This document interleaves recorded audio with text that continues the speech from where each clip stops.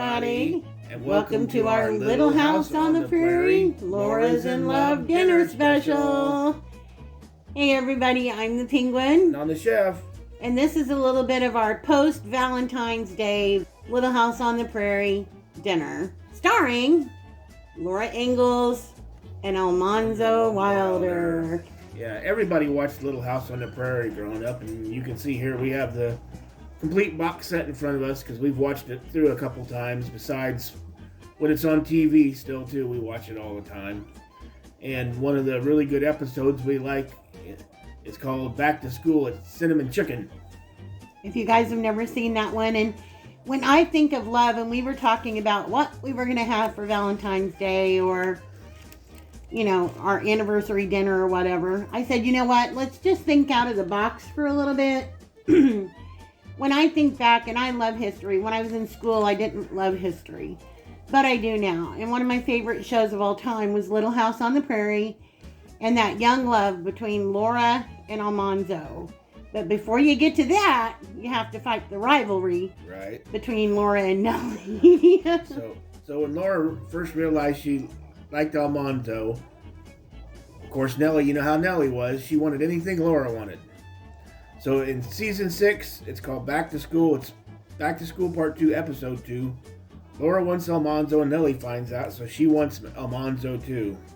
So Mrs. Olson asks Almanzo what his favorite food is, and he says cinnamon chicken. Reluctantly, yeah. Because he really didn't want Nellie cooking for him. That's right, he said cinnamon chicken. So of course, you know how Mrs. Olson was. She goes to Caroline and says, hey, you need to cook the cinnamon chicken for Nellie to give to Almanzo, and she refuses to do it. After Mrs. Olson tells Almanzo that cinnamon chicken is one of Nellie's specialties. Right. And so all of a sudden, Laura pops up and goes, I can do it, Ma. And so they agree to let Laura cook the cinnamon chicken dinner for them. And then hide in the cupboard, hide in the cabinet, while Almanzo and Nellie are eating. Well, Laura wants Almanzo really bad, so she switches out the cinnamon for the cayenne pepper. She rips the label off the cayenne pepper. That way she'll get away with it and say she just confused the two because they look the same. Mm-hmm. Well, of course, you know what happens. Nellie and Almanzo sit and eat some of that chicken, and their mouths are on fire, and they're just trying to get water to cool anything down. And Almanzo leaves, of course, because he just thinks Nellie cooked all this food for him, and it's terrible, and it's burning his mouth.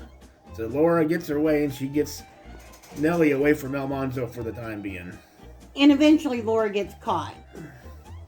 She gets caught for doing switcheroo with the cayenne pepper and the cinnamon. But, like I said, it was one of Almanzo's favorite meals, and it is something that Laura did fix for Almanzo, you know, after they were married and stuff. Yeah. That was one of the dinners that they always had. Not just in the TV show, but in real life, the real Laura Ingalls Wilder would make cinnamon chicken for Almanzo. Yep. And we looked up some other kind of things that they would have had at the time back in the day, and that's how we based our meal. So we decided to have cinnamon chicken, slaw that they would have had back then, because you got to remember, this is February. If she was cooking this in February for Almanzo, there wouldn't have been a lot of greens available because it's cold outside. If you hadn't canned it, you wouldn't have it. Especially in Minnesota. Yeah, especially up there in the north. So one of the slaws that they had back then was called Permanent Slaw. Mm-hmm. It's a vinegar-based slaw, but it's still sweet. It's a really pretty slaw too. So we decided to do the Permanent Slaw, and of course they have root vegetables. You remember the old root cellar behind their house? Apples and carrots and potatoes and things like that. So I'm sure she probably would have served a couple of like baked potatoes they'd have thrown in the oven or up in the top box where they make bread. Mm-hmm. And the other ingredient to our meal is Johnny cakes. Back in the day, that was a thing that they had a lot because it was easy ingredients, simple to make, and it was filling for everybody. Yeah, so Johnny cakes. So and easier than baking a loaf of bread. Yeah. So we're not just going to do the regular Johnny cakes because it is, even though it's late, it was supposed to be our Valentine's Day meal. We are going to do heart-shaped waffle Johnny cakes. So it's kind of a little bit of play on chicken and waffles. Right. So we're just going to walk you through the steps of preparing the meal.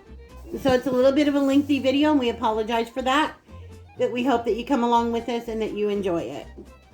Because it's something that Almanzo and Laura seem to enjoy, and it is in the Little House on the Prairie cookbook. Yeah, it is. So we are not making it exactly to the T as it is in the cookbook. Yeah, you know how we do. We turn things the way we like them. Yeah, we have to tweak it just a little bit.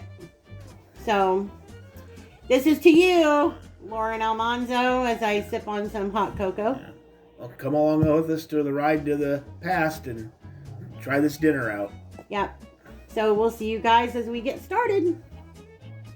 Okay, everybody. So step 1 in this Laura and Almanzo's Wilder Than Love cinnamon chicken is to brine the chicken.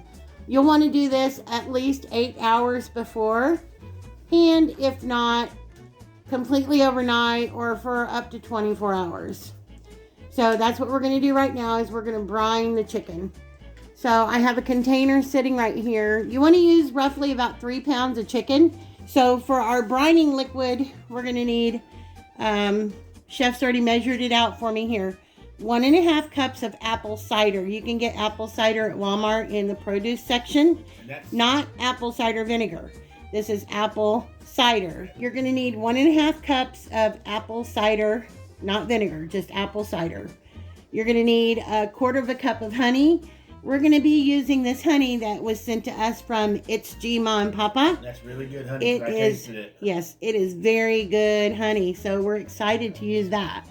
That's part of another reason that kind of prompted this meal. Anyway, you're going to need 1/4 cup of lemon juice. You can use fresh lemon juice. Obviously, they didn't have this back in the day, but they probably canned their own. I don't know how they did it back then. Some things we do, some things we don't. But regardless, you're going to need 1/4 cup of lemon juice. You're going to need 2 tablespoons of minced garlic. You're going to need 1 teaspoon of ground cinnamon. So I've got ground cinnamon here. You're going to also need 1/4 teaspoon of ground turmeric. You're going to need a teaspoon of pepper and a teaspoon of salt. So we're going to go ahead and dump in our, that apple cider smells so good. We're going to dump in our apple cider. I'm going to do 1/4 cup of lemon juice.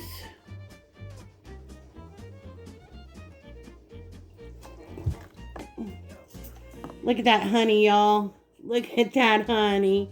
I know I could have sprayed this, but I didn't. But, whew, that is some great honey that G-Ma and Papa sent to us. Okay, so now we've got our honey in. We're going to add in 2 tablespoons of minced garlic. This is our late home-cooked Valentine's Day meal. Want a teaspoon of cinnamon. 1 teaspoon of cinnamon. And you want 1/4 teaspoon of turmeric. About 1/4 teaspoon of that. And we want a teaspoon each of salt and pepper. Okay, there is a teaspoon of black pepper. All right. That is it for our brines. All right, I went and got my whisk so I can just go ahead and whisk the cinnamon in here and get it all incorporated a little better. All right, now what we're going to do is we're going to commence to put our chicken in here. I'm going to start with the thighs first. I'm going to put them in skin side down into the liquid. Now we will have to toss this around. It's not a whole lot of brine for 3 pounds of chicken as the recipe always calls for, but it's okay. Every piece of chicken is going to get that flavor. Okay, so now we've got our chicken in here. This is going to be some good chicken. Now, like I said, you want to let it marinate for at least 8 hours. So that is step 1 complete in our Laura and Almanzo's Wilder Than Love cinnamon chicken. So we will see you guys back when we're ready to go to step 2. Okay, everybody, now we're ready for part 2. We've got our chicken in and our chicken is brining. So now we want to do the next part that's going to take a little bit to achieve the flavor that we want to. So what we're going to work on now is something that they call permanent slaw. We're going to go ahead and prep this stuff. So what I have in here, I cut the recipe in half. What we have in here is about 10 ounces of slaw cabbage. I just kind of julienned it kind of fine. You can buy a bag of angel hair slaw from the store, from Walmart, if you don't want to cut it yourself. And to this, I'm going to add about a half a cup of sliced sweet onion. And you want to thinly slice everything. I've got my sweet onion in here. I've got about a half a cup of thin sliced, if you can see that, just thin sliced red bell pepper. And you want about 3/4 of a cup of julienne carrot, or just thinly shredded carrot. It's a very pretty slaw. Yeah. All right, so I'm going to set that off to the side for a minute. Now I've got a small saucepan here. Now what I'm going to add to this saucepan, you guys can see, is I have a half a cup of water. I have a half a cup of apple cider vinegar. And a half a cup of granulated sugar. To this, I'm going to add a half a teaspoon of salt. And I'm going to add 3/4 of a teaspoon of celery seed and 3/4 of a teaspoon of mustard seed. So there's my 3/4 celery seed and 3/4 of a teaspoon of mustard seed. Now I'm going to mix this up. I'm going to take it over to the stove and I'm going to bring it to a boil, stirring it occasionally. And I'm going to boil it for about 1 minute. After the 1 minute, I'm going to take it off the heat. I'm going to bring it back and we're going to pour it over our slaw. Okay, everybody, so this has been boiling now for about a minute. I just took it off the heat and given it a good stir. All the sugar is dissolved and everything. So now we're going to pour it all over our slaw mixture. And now we're going to take our tongs and we're going to mix. Get this all mixed up. The hot liquid is going to wilt this cabbage down. If you guys have never had vinegar slaw or anything like this, you should seriously try it. Oh yeah, it smells so good in here right now. Yeah. We don't make this often, or unless we're having a family gathering or something. And then obviously we'll make this because it's cheaper. It's cheaper to make this as much as people eat it. Yeah. Than it would be to try to buy it from the store. This type of slaw goes great with barbecue, beans, fried chicken. Boy, if you've never had a vinegar-based slaw before, you really need to try one. Yes, definitely. So what I'm going to do now is I'm going to take some press and seal and I'm going to cover this up. And I'm going to stick it in the refrigerator. And I want to refrigerate this for a few hours.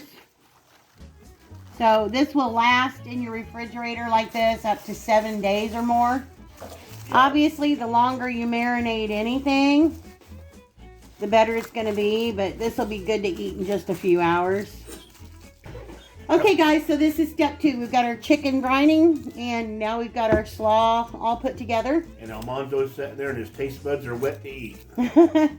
So we'll see you guys again here in a bit. Hey everybody, it's Penguin, and guess what? We're back. We are ready to move on to step 3 of our Wilder Than Love, Laura and Almanzo's Valentine's dinner. So I had talked about doing Valentine in our intro of the video. Me and Chef had talked about doing Johnny cakes, and I said I wanted to do them in a waffle shape, heart, you know, kind of play on chicken and waffles and Valentine's Day as well. So that's what we're going to do. So if you've never made a simple Johnny cake as they made them back in the day, very, very simple to do. I've got some yellow cornmeal right here. I've got a bowl. Not the self-rising. No, this is not the self-rising. This is just regular. Because they didn't have that back in the day yet. They had baking powder and stuff like that, but yeah, this is just regular yellow cornmeal. I just didn't want anybody to get confused if they want to make it and buy the wrong stuff. Now, of course, Laura didn't have a heart-shaped waffle maker. We all know that. Okay, and to this, I'm going to add about a teaspoon of sugar. I'm also going to add about a half a teaspoon of salt, which I forgot. And then in the pan, I have, in a small pan on the stove, I have 1 1/4 cups of water that he's bringing to a boil for me. And that's all we need for the Johnny cake mix besides our boiling water. So I'm just going to stir this around a little bit. Okay, Chef's going to bring over my hot water. You could dump it all, just about all of it in there. So we're just going to mix this together here. Okay guys, so we're back. So we're going to go ahead and start our first little heart-shaped Johnny cake. Our waffle iron is good and hot. So I'm just going to give this a little spray down in here. And a little spray up in there. Now, obviously, because this isn't like, it's not like your normal waffle batter. So we're basically just frying the Johnny cakes. And just putting us using a chopstick here, because that's what I'm going to be using to pull it out with too. Just trying to make sure that all the cooking surface gets covered with some of this.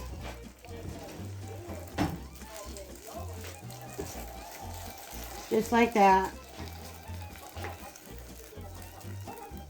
And I'm going to cover this down and we're going to let that go. Okay, I think I'm going to go ahead and try to take this first one out here and see how it is. Waffles like pancakes. Sometimes that first one doesn't turn out quite right. Whew. That one seems like it's coming out though. Yeah, it's coming out just fine. So there is our first, you can see it, our first heart-shaped Johnny cake. Super cute, smells really good, I know that. Let's give this another little spray. And get our batter down in here. Like I said, you want to make sure that you fill, if you're using a round one, make sure you fill it all in. Because it's not like your regular waffle batter and that. You're going to fill it all in. Just like that. I'm going to give it just a little spray up here. And lower it back down and we'll start number 2. I'm going to go ahead and finish the rest of them and we'll meet you guys back in just a few. Okay guys, and our other component to the meal of course is a potato. This is a root vegetable, of course they would have had in their store cellars or cold cellars, whatever you want to call them. And a lot of people cooked them this way back in the day. I just rubbed them down with butter and sprinkled some salt on them. And if we were doing them the traditional way, I would stick them in the oven to cook alongside the chicken. But of course, modern day, so I'm just going to take ours and put it in the microwave and finish them off. It's a lot easier. Or over the fire in a hot box or whatever. Yeah, or just on a stick over a fire. People cook them that way too. There wasn't no tin foil out too much yet anywhere, so just butter and salt, and then they would have put butter and salt and pepper on them when they ate them probably. But that's the other component to our meal. We'll be back. Okay, everybody. It's Penguin and the Chef, and we're back. This is the final step to our Wilder Than Love cinnamon chicken. Our tribute to Laura and Almanzo from Little House on the Prairie. So what we're going to do now is we're going to get ready to dredge and bake our chicken. And then we have one step to do while our chicken is baking. So I've got some pans here, so we're just going to do this step by step. So back here, I have my cast iron pan that we're going to be baking the chicken in. So we're going to make our dredge, and the first thing for our dredge is going to be a cup of flour. So we've got a cup of flour here. And then to this cup of flour, we're going to be adding some turmeric. I want about a half a teaspoon of turmeric. About a half a teaspoon of cinnamon as well. Sorry about that, a teaspoon and a half of cinnamon. So I'm just going to shake it out over here, what I think would be about a teaspoon and a half. Okay, now we need a lot of salt. So we're going to be using about 4 teaspoons of salt. So I am going to measure that out like they did in the old days in the palm of their hand. Because they didn't measure it with measuring spoons. It was a little dash of this and a little dab of that. Now we want about a half a teaspoon of black pepper. Me and the chef, we do want a little cayenne pepper in ours. Yeah, we truly want to make it sort of like Laura did when she switched out the cinnamon for the cayenne. We're not making it hot like that. No, we're just adding a little. We're just going to add a little Little dash of cayenne pepper. In honor of Laura. Whisk this around a little bit before you look at it and think, those flavors, no, thank you. Even if you're not one that's prone to liking cinnamon, I would just recommend that you give it a try. Yeah, like I said, I like cinnamon on like breakfast kind of stuff, cinnamon toast, French toast, things like that, oatmeal. The first time Chef had this, he was like, Yeah. Before he ever tasted it. But I've tried people's cinnamon beans, and I don't like cinnamon beans. And cinnamon and chili, and I don't like it. But this, I like. So I'm going to set this off to the side right here. And in my next one right here, I'm going to use a bowl for this. I'm going to add 2 eggs. I think we've been cooking long enough that we can pretty much eyeball what a tablespoon is. 2, 3, and 4. That's about 4 tablespoons of milk right there. And we're going to whisk this up. Okay, now we've got our eggs whisked up. Now the last thing, they would use breadcrumbs. That's what they had back in the day, just regular old breadcrumbs. But, in today's modern world, we change things up a little bit. We want a little bit crispier, so we're using some panko. Yeah, you're baking that chicken to get it crispy first while you're cooking your sauce. And then when you pour your sauce over it, you're going to lose a little bit of that crispiness. With the panko, it helps hold a little more of the crispy in. Yeah. I think I'm going to go ahead and empty this out because I know with all that chicken, I'm going to need more than that. So I'm just going to throw my eggs in here. Make that in a little trash can. Okay. Now, give me a second and I'll be right back. Okay, so before we get started, I'm going to take some oil and I'm going to put some oil in the bottom of my pan. My cast iron right here. Get some oil down in there. Now when we're done and we've got our chicken dredged in the pan, we're going to want to either spray it with some Pam or drizzle some oil over it again, which drizzling it with oil is what they would have done back in the day. So now we're going to take out our chicken that's been marinating, and this has been going for, oh gosh, probably about 16 hours. Yeah, you only need to let it marinate for about 8. Yeah. 8 to overnight is okay. 8 minimum. Now, we're going to start the dredging process. So I'm going to give my eggs one more stir. And I'm sorry it's a little bit lengthy of a video, guys. I will try to shorten it as much as I can. So, I'm going to start off with chicken breast right here into the flour. From the flour, I'm going into the egg. Now from the egg, I'm going into the panko and into our pan. Right there. So now we're going to dredge Chef's chicken thighs in the flour mixture. Yeah, nothing works better than the old hands. Your hands are your best kitchen utensils. I always say that. So we're just going to... Like we always say, dredge everything. If you guys have doubts about this, just buy some cheap chicken and try it once and see if you like it or not. You don't have to go out and buy breast meat. You know what I mean? You can put it on a leg, a wing, a thigh. But once you try it, I guarantee you're going to like it. And then you can tweak it a little bit however you like it. More spicy, less spicy, more cinnamon, less cinnamon. All right. It's a really, really good recipe though. Okay. And with that, I'm going to keep doing this, guys. You see what I'm doing. I'm just dredging in my flour, going into my egg, and into my panko. When I get the pan filled, then I'll bring you back. Okay, guys, so I went ahead and trimmed the thighs. I should have done that beforehand. But you can see we've got all of our chicken in here now. It's all coated nicely. Like I said, it's very easy to do. Brining the chicken and making your dredging stations. That's it. Just trim your chicken beforehand, unlike me. Okay, now that it's done, I'm just going to go through and I'm just going to drizzle some oil on top of my chicken real quick. I've got my oven preheating to 350 degrees. I'm going to put this in the oven for about 30 to 35 minutes. That's not going to be the total cooking time. That's just going to be pre-sauced. So about 30 to 35 minutes. And in the meantime, while this is in there baking, we're going to get started on making the sauce. We'll be back. Okay, everybody, we're back, and this is the final step. So we have all the liquid right here that our chicken was marinating in. So we're just gonna pour this all into here. So what we want to do is I'm going to take this over to the stove, and I'm going to put it on high. And I want to bring it to a boil, and I'm going to be stirring it. And once it comes to a boil, I'm going to turn it down to medium. And what I want to do is I want to cook it until it reduces down to about a cup to a cup and a half of liquid. That'll take probably about 15 or 20 minutes. Once we get that part done, we're going to pull our oven rack out. We're going to pour the sauce over the chicken, and then we're going to let it cook for about 15 minutes longer. So I'm going to take this over to the stove, and I'll see you guys soon. Okay, everybody, there is our sauce. It's just about reduced all down the way we want it to be. It's reduced quite a bit.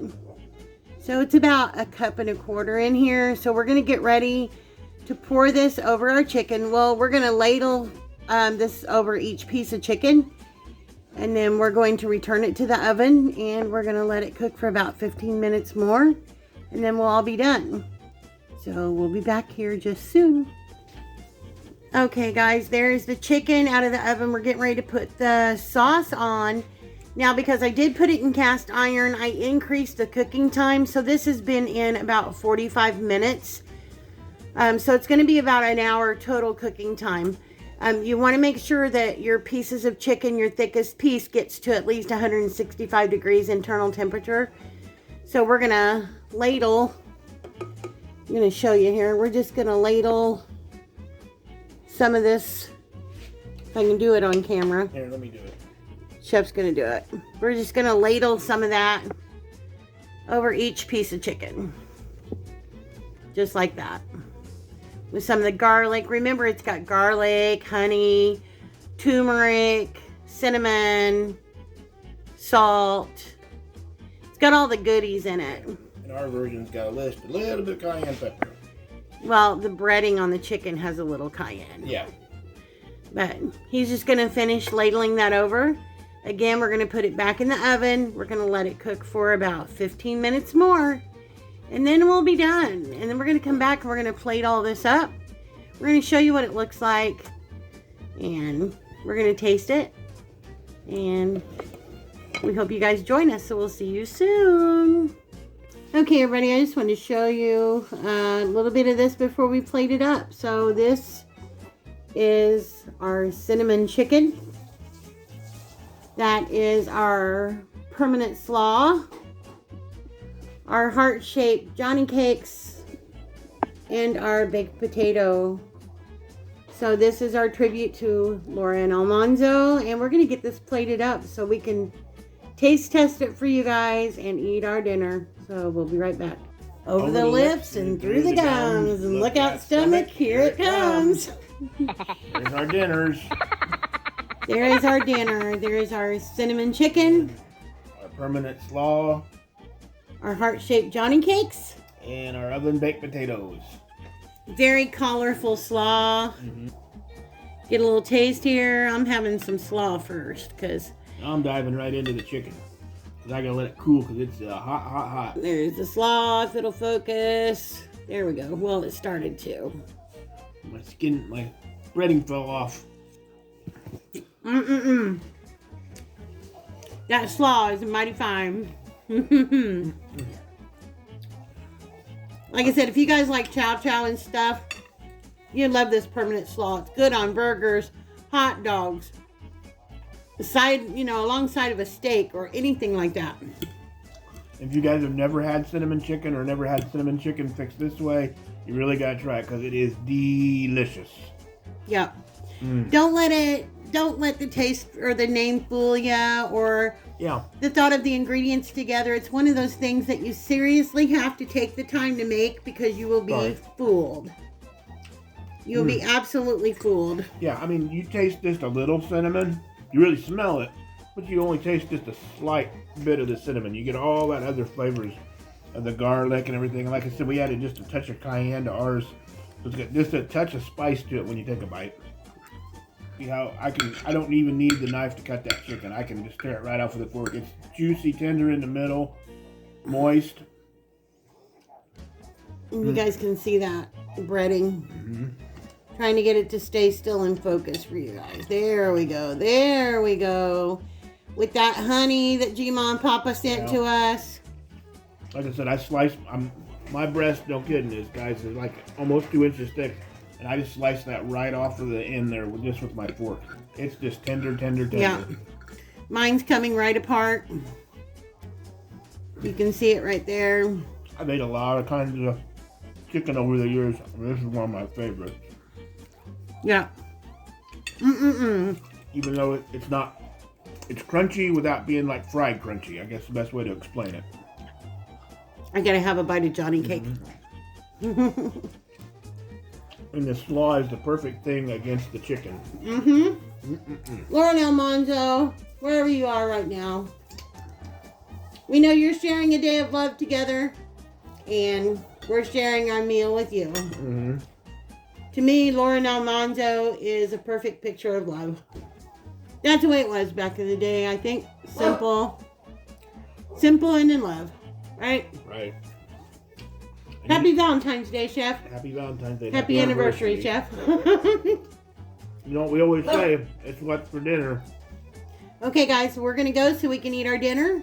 And we hope you enjoyed it. We know it's kind of lengthy, but we apologize. But if you like any of our content, though, because you never know what we're going to do next, please like, share, subscribe.